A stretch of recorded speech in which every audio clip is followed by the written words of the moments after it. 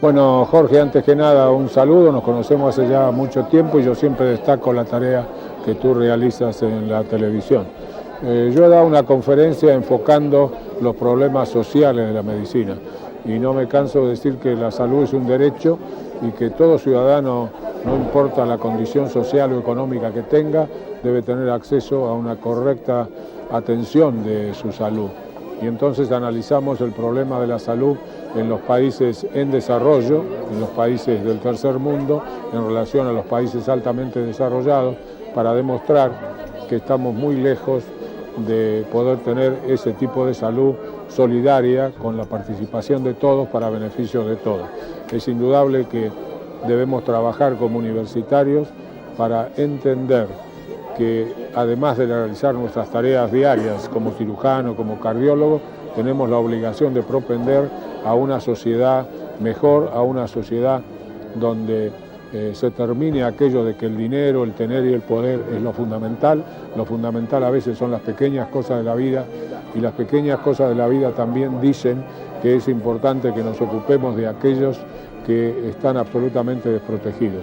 Demostré con datos, creo, de una cosa taxativa, terminante, datos de las Naciones Unidas, del Programa de Desarrollo Humano, que el problema de la pobreza es un problema trascendente en el mundo de nuestro tiempo, y como lo dijo la última presidenta de la Organización Mundial de la Salud, no se puede hablar de mejoría de salud si no terminamos con la pobreza. Gracias. Muy buenas tardes, amigos, muchísimas gracias por estar con nosotros. Aquí estamos este 29 de julio del año 2018. Hace 18 años partía de este mundo, emprendía ese viaje que vamos a emprender cada uno de nosotros, mi amigo el doctor René Favaloro. Todo el programa del día de hoy, casi 2 horas, serán destinadas a conocer un poco más a uno de los hombres más importante de la historia argentina, nuestro René Favaloro. Esto que acabamos de ver y escuchar ocurrió 28 días antes de irse de viaje. Me invita al congreso que se hacía en Mendoza, René, y bueno, yo no pude viajar y viajó uno de mis compañeros camarógrafos. La última conferencia que dio René Favaloro en su vida. Ustedes podrán imaginarse el dolor que causó su decisión a la sociedad argentina, a todos los seres humanos del planeta, teniendo en cuenta que fue René Favaloro el que salvó millones de personas en el mundo con el bypass. Pero hoy vamos a ver de René cosas que muchos, me atrevo a decir, que la mayoría de los argentinos desconocen. Hay algunas impresiones de René, por ejemplo, referidas al neoliberalismo, al materialismo, a la solidaridad. Y hay una frase por ahí, en este primer trabajo extraordinario de investigación, que les va a llamar mucho la atención. René hablaba así, y bueno, a veces sí. No volver a mi país, a Buenos Aires. No hacer en Buenos Aires una entidad de excelencia para la medicina y para la cirugía cardiovascular de mi país y de América del Sur, me haría sentir un hijo de puta. Textuales palabras de René Favaloro que yo desconocía. Y eso que miren, que lo entrevisté por Radio Rivadavia, Continental, Mundo, Belgrano, Splendid, Colonia, Nacional, siempre por radio. No tuve la ocasión de entrevistarlo en televisión, pero siempre por radio. Así que esta es la primera parte. Tengo muchísimas cosas para contarle a cada uno de ustedes. Muchas cosas que me contó Tony, quien fuera la mujer de René Favaloro, en largas charlas que he mantenido con ella. Vamos entonces con la primera parte de la vida de este maestro de la medicina internacional, mi amigo René Favaloro. Atención, país.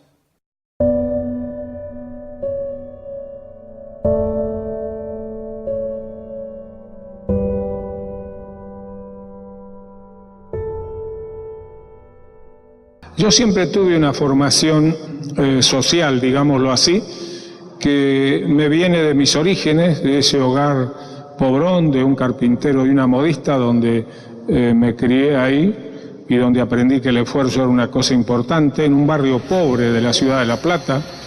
Tiene un nombre medio raro, se llama el barrio del Mondongo, porque allí vivían muchos obreros del frigorífico. Mi padre era un ebanista que hacía cosas muy lindas, pero que no sabía darle valor económico a lo que hacía, y mi madre era una excelente modista.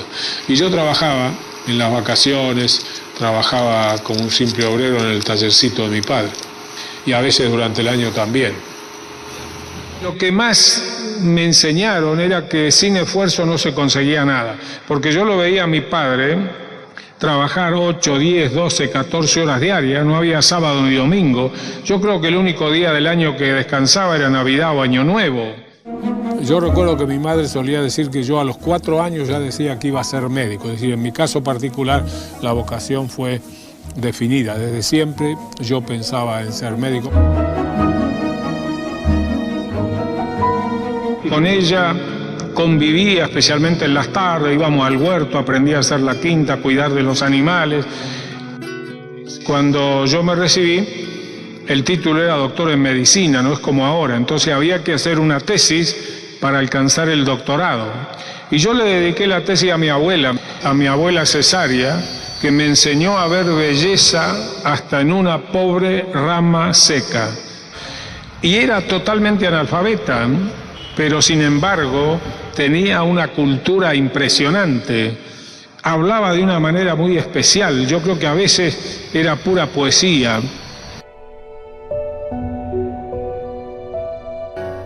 Es de las cosas trascendentes que recibí de mi familia, de los maestros esos de las escuelitas de barrio y fundamentalmente del Colegio Nacional, donde tuve un grupo de profesores excepcionales que nos llenaron el alma de humanismo.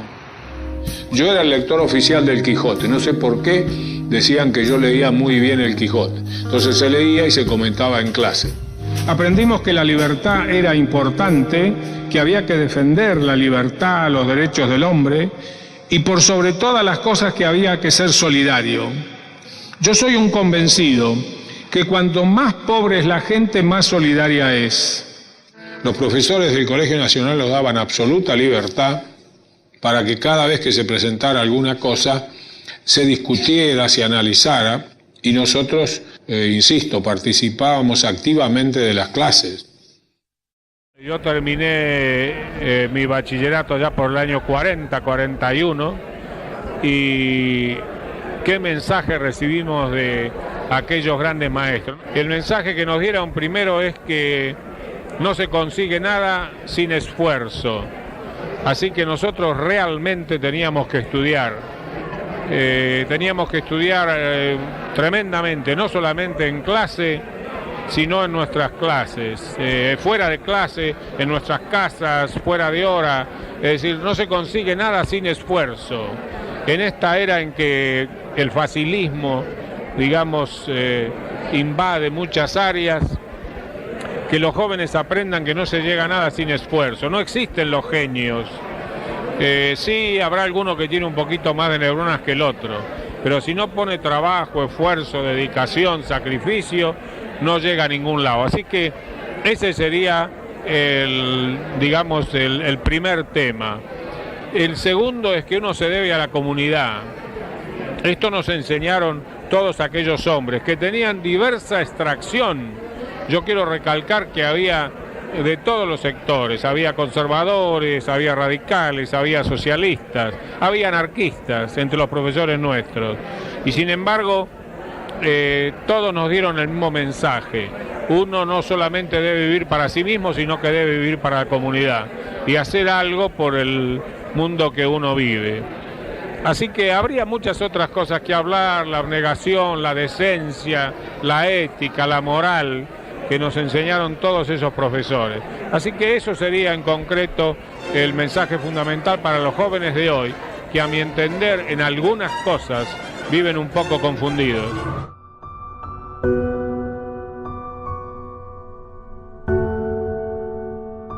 En la Universidad de La Plata, todo universitario, por haber llegado a ese nivel, además de su tarea específica, debía participar y contribuir a que la sociedad fuera mejor.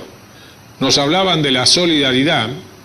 La solidaridad no es solamente una cosa espiritual, no es solamente el amor, tiene una gran implicancia social, más en nuestros tiempos.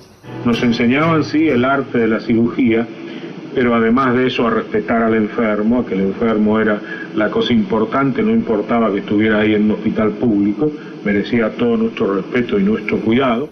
Se nos enseñó que además de nuestra tarea específica, debíamos analizar la sociedad de nuestro tiempo, comprenderla y por nuestra propia condición de universitario, tratar de mejorarla si ello fuera posible.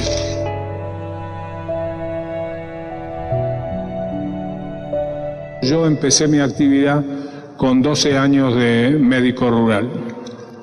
Y por esa cosa del destino fui a parar a un pueblito, Jacinto Arauz, ahí en el oeste de la Pampa Seca, ya donde empieza el desierto, y convivir con gente muy pobre. Había 3 grupos con 3 religiones diferentes. Estaban los protestantes, los que habían seguido a Baldo, un italiano del norte, los valdenses, grandes colonias judías y nosotros los católicos. Jamás en 12 años vi una sola discusión o algún entrevero por un problema religioso, y eso para mí fue de mucho valor. La iglesia valdense, además de la cosa específica de la religión, era un centro de desarrollo cultural de la zona. Era el único salón grande. Venían ahí la gente, venían y les juntábamos y le hablábamos y le explicábamos cómo había que cuidar la salud. Yo era un curandero con título, lo digo así.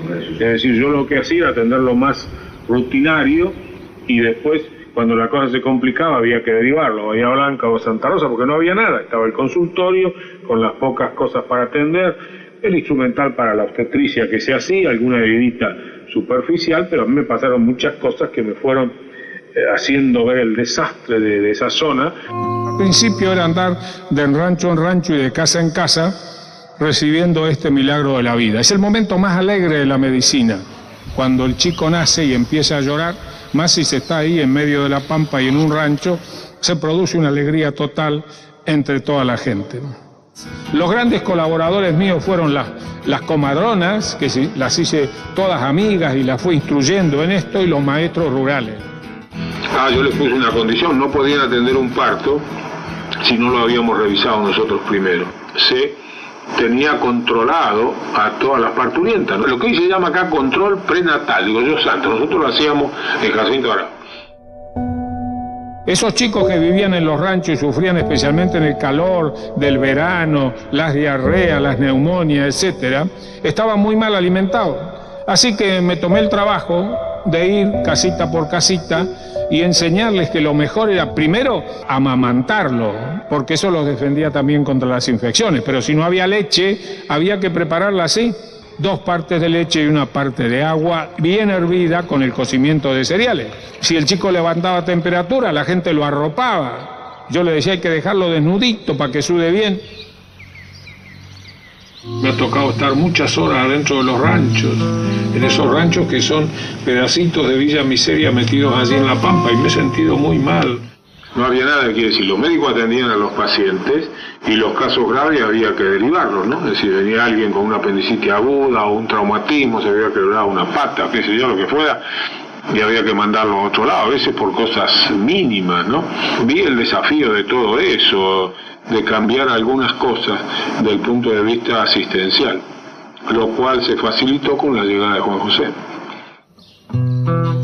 Hasta que armamos de una casa vieja una cliniquita que, bueno, que tuvo valor porque ahí se operaba, se atendían las fracturas, etcétera. El pueblo nos acompañó en la tarea porque se dio cuenta que esto cambiaba la cosa y que ahora la asistencia médica se podía hacer de otra manera. Y fue muy importante, entendiéndose bien que nosotros atendíamos a toda la gente. Así que trajimos un equipo de rayos. El primero era chiquito, el segundo era el mejor equipo de rayos que había disponible en aquel entonces en la Argentina. Fuimos armando la sala de cirugía, porque teníamos el mejor equipo de anestesia, que lo fabricaba una casa de Córdoba, etc. Así que poco a poco se fue armando. La llegada de Juan José fue definitoria, porque entonces éramos dos trabajando, él también vino con la misma formación. Y entonces un día el intendente se acercó, después de un tiempo, y dijo, ¿qué pasó? No se mueren más chicos, todo lo que había que hacer era mezclarse con la comunidad. Esos 12 años son los 12 años más importantes de mi vida, porque me enraicé con la tierra. Y quizá el mayor elogio que alguna vez se me ha hecho fue en una reunión mundial muy importante de cardiología, donde uno de los cardiólogos más importantes del mundo, cuando me presentó, dijo, yo no voy a decir nada más que esto. Ustedes creen que están en presencia de un cardiólogo, de un cirujano cardiovascular. Ustedes están en presencia de un médico rural. Y así fue como un buen día, ya a principios del 62, me fui con mis propios medios a Estados Unidos a explorar todo un mundo. Fui a la Cleveland Clinic, que creía en el destino o en Dios, qué sé yo, que me metió en el momento oportuno, en el lugar oportuno. Y entonces estamos en el lugar que sin duda estaba no menos de 10 años adelantado que cualquier otro centro de Estados Unidos. Donde había un hombre excepcional que era Mason Son, que se inventó el cateterismo.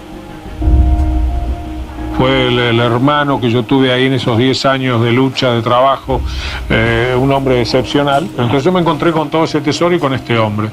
Bueno, al principio me tocaba hacer las tareas más inverosímiles, no sé. Nos tocaba poner el paciente en la camilla. Bueno, perfecto, yo hacía de camillero, había una sonda Nelaton y ponía la sonda Nelaton, me dejaban cerrar piel y tejido celular, pequeñas cositas, así que yo de a poco empecé a trabajar, trabajaba intensamente, iba a las 7 de la mañana, me retiraba a la tarde y ponía todo mi esfuerzo como siempre. Todo eso de Jacinto hacía que a veces yo hiciera algunos diagnósticos que sorprendían. Yo me daba cuenta que sorprendían, ¿no? Podría contar muchas anécdotas de cosas de que ellos miraban los análisis, yo miraba al paciente, lo revisaba de pie a cabeza y entonces venía y decía, no, me parece que esto es así. Bueno, después se comprobaba que era así. La vena safena se utilizaba en nuestra institución para cirugía periférica e inclusive para mejorar la circulación renal. Entonces yo decía, ¿por qué no usarla a nivel coronario? Si allí funciona, acá también tiene que funcionar. Entonces yo no hice más que agarrar un pedazo de vena safena, coserla en la parte proximal y en la parte distal y se restableció todo el circuito. El doctor Son lo estudió a los 8 o 9 días y era una hermosa arteria coronaria derecha totalmente restablecida. Fue realmente un hito muy importante porque de ahí en adelante seguimos avanzando en esa línea para hacer que esta cirugía no solamente se aplicara en esa institución de Ohio, sino que se esparramara por el mundo. Y no alcanzaban la sala de cirugía, los teníamos cerca en un hotel, el Bolton Square Hotel. Ahí estaban allí esperando. Había un paciente con una grave lesión en la parte proximal de la descendente anterior. Los residentes me dicen, está en el hotel en muy malas condiciones.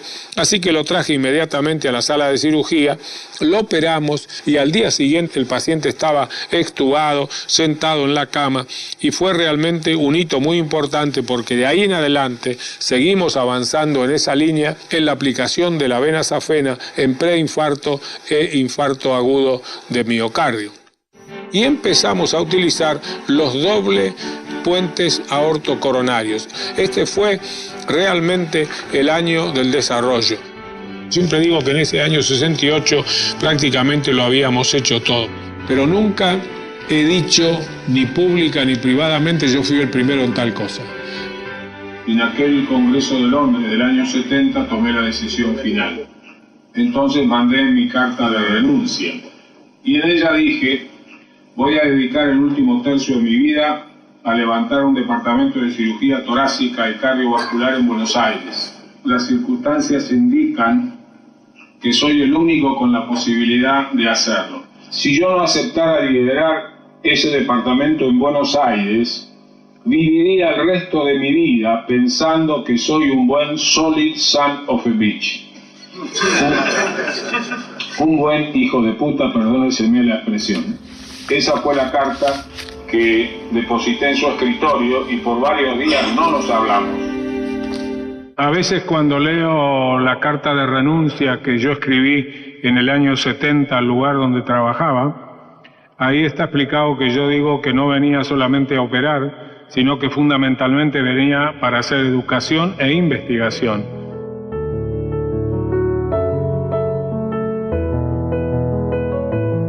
Tenemos muchísimo material para estas 2 horas aquí en CN23, en nuestro programa Por la Vida. Muchísimo material de la vida de René Favaloro. Yo podría agregar lo siguiente.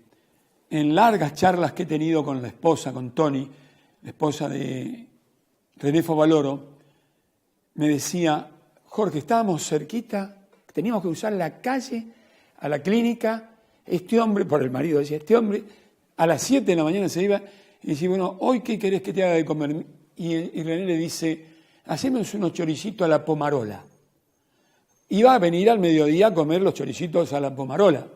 No, tenía que cruzar, Toni, la mujer, llevarle los choricitos a la pomarola que le gustaba mucho a René Favaloro a la clínica, pero resulta que él volvía a los 3 días. Un apasionado. Miren, cuando él dice que no venir a la Argentina después de ese acontecimiento de relieve internacional que lo ubica él sin querer en el primerísimo plano a nivel mundial en materia de la medicina, algo extraordinario. Y él dice, bueno, ya acá está, no ir a Buenos Aires, no hacer una clínica de excelencia, no formar médicos me haría sentir un hijo de puta. Esta frase dicha así por René Favaloro, viene a mi mente una frase de Pasteur, Louis Pasteur. Pasteur en 1871, la Universidad de Pisa se lo quiso llevar, porque a Francia le iba muy mal. Entonces le ofreció grandes sueldos y Pasteur le contestó, si bien la ciencia no tiene patria, puño y letra textualmente, ¿no? Si bien la ciencia, me siento muy halagado por este ofrecimiento, si bien la ciencia no tiene patria, el hombre de ciencia sí tiene patria. Por lo tanto, aceptar hoy este ofrecimiento que me han hecho, cuando a mi patria le va tan mal, Francia 1871, dice Pasteur, me haría sentir un desertor. La talla enorme de estos grandes hombres, de estos seres humanos que han dedicado su vida con pasión, con esfuerzo, con amor, a hacer algo por el otro, a mejorar la vida de cada uno de nosotros. René Favaloro fue a nivel internacional en la historia de la medicina uno de ellos. Tuve el inmenso placer de conocerlo, el inmenso placer de dialogar con él sobre historia, filosofía, muchísimos temas que le agradaba enormemente hablar sobre esos temas. Y bueno, aquí estamos recordándolo, como siempre, porque René vive. Esas frases que van a seguir escuchando ustedes, que hay que reemplazar siempre el yo por el nosotros. Aquel René que dio esa conferencia, la última de su vida, 28 días antes de irse de viaje. Ese día, René, mientras los cirujanos cardiovasculares de Argentina y el mundo esperaban que René hablase del bypass, del triple bypass, o triple bypass que entre paréntesis se ha hecho hace poquitos años Clinton, o que René hablase sobre angioplastia, cirugía de corazón abierto. No, René habló sobre el gasto de armamentos en el mundo, la última conferencia que dio, y sobre lo que se podría hacer para los niños, para los ancianos, para la salud de toda la humanidad. Hacemos una pausa, inmediatamente después vamos a volver para para todos ustedes. No cambien de canal, con un trabajo, reitero, de edición que han hecho mis compañeros Manuel Martínez y Pablo de Mares.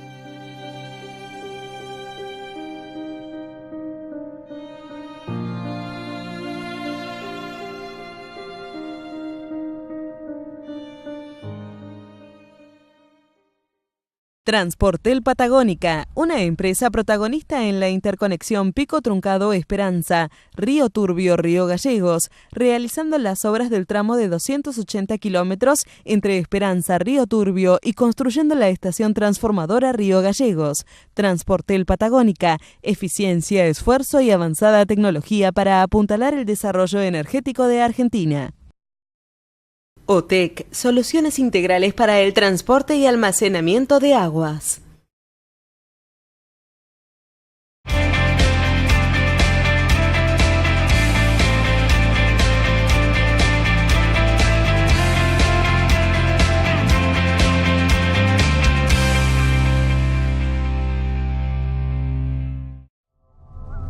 En pleno centro de la ciudad de El Soberbio, Misiones, y a 80 kilómetros de Saltos de Moconá, el hotel y restaurante Don Enrique lo invita a sentirse verdaderamente un huésped de lujo.